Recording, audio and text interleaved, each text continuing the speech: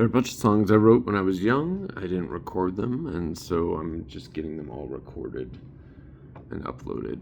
This song I wrote when I shared with my mom that I had this kind of like scary schizophrenic voice in my head that I thought meant maybe I was crazy, and I was really scared of it, and I would do things to try and avoid it, and instead of being like also scared of it, Mary Kay was just so curious. She just encouraged me to write a song about it, try and come up with chords that kind of fit the feel and lyrics, and try and just explain so she could better understand. And it took me like 6 months to write this song, and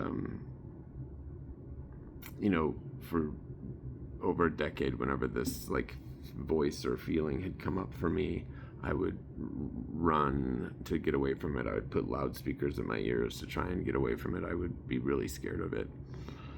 And some disturbing thoughts kind of accompanied it occasionally. And this like approach of being like really curious and almost like welcoming it to try and like write and complete this song ended up being a bit like an antidote. And in the 6 months it took me to write this song, it pretty much just stopped, and after I completed the song, it almost never came back again. So it was a really amazing, like, therapeutic approach to write this song. Anyway, here it goes. I've been calling it Ray Duck because in the Midwest, in some parts, they play, instead of Duck Duck Goose, they play Duck Duck Gray Duck, but I misheard it as Duck Duck Ray Duck. And it just like stood out for me as a term that just, meant someone who stands out. So here it goes.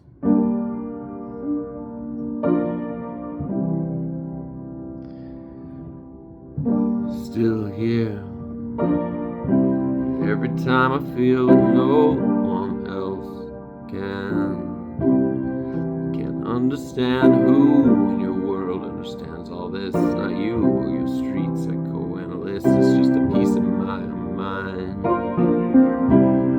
I suppose you'd find towards the back to the right and tucked just out of sight with psychosis or anger and stuff that ain't right, but you'll never know, 'cause I've got control.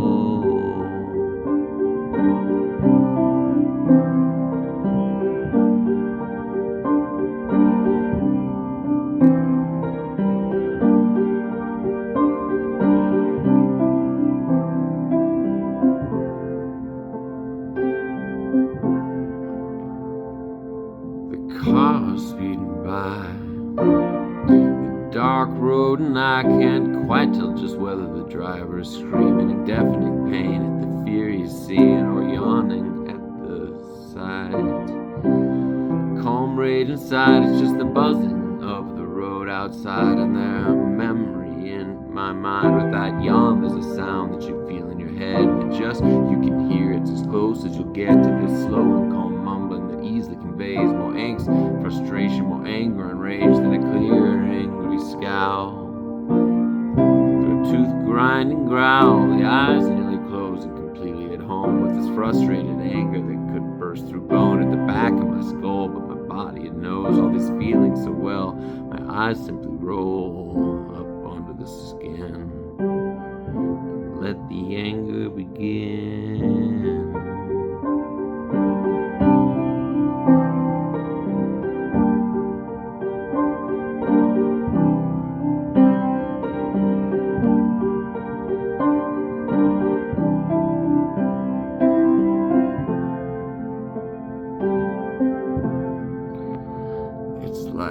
I am the world, just a flat white void, and the rest of the world is a naked boy sitting in empty white.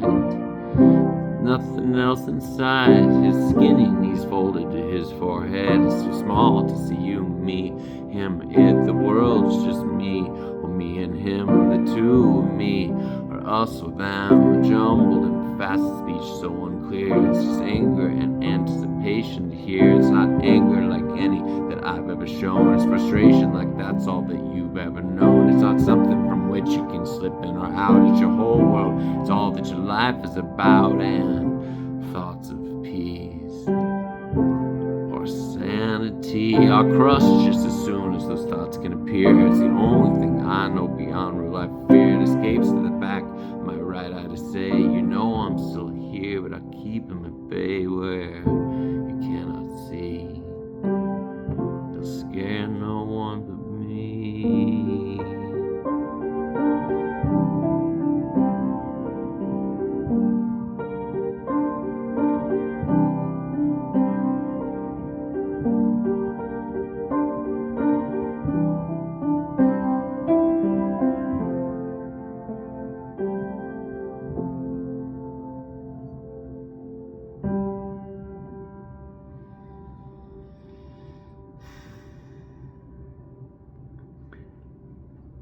As I reflected on that song in like adulthood, I think that like the emotion probably came from like really young, like pre-verbal memories, probably of my dad, who I think had a bit of a anger issue, and he never really hit anyone, never really like even yelled. He would just get so mad, but like be restraining it.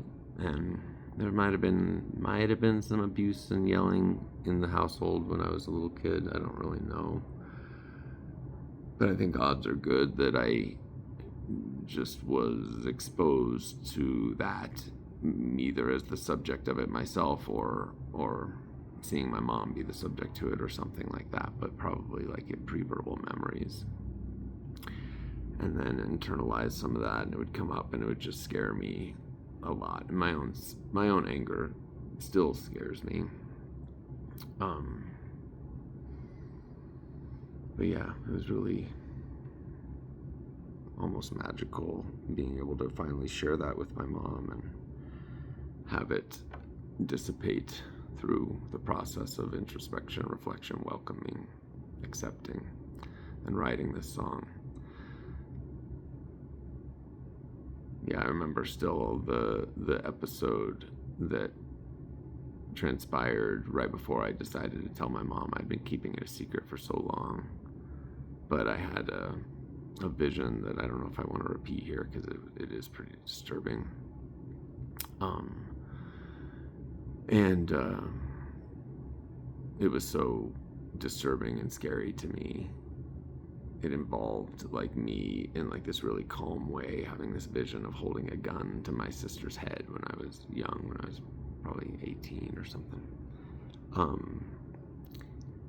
But like calmly, and again, I think it embodied this weird like suppressed anger that maybe that I'd witnessed in my father. But yeah, having this vision of myself doing this to my sister in this like really aggressive but calm way, this aggressive act in a calm way was just like, yeah, so scary and disturbing to me that I finally told my mom, and she had been shifting to a career in psychotherapy. And so yeah, that's how that song came about.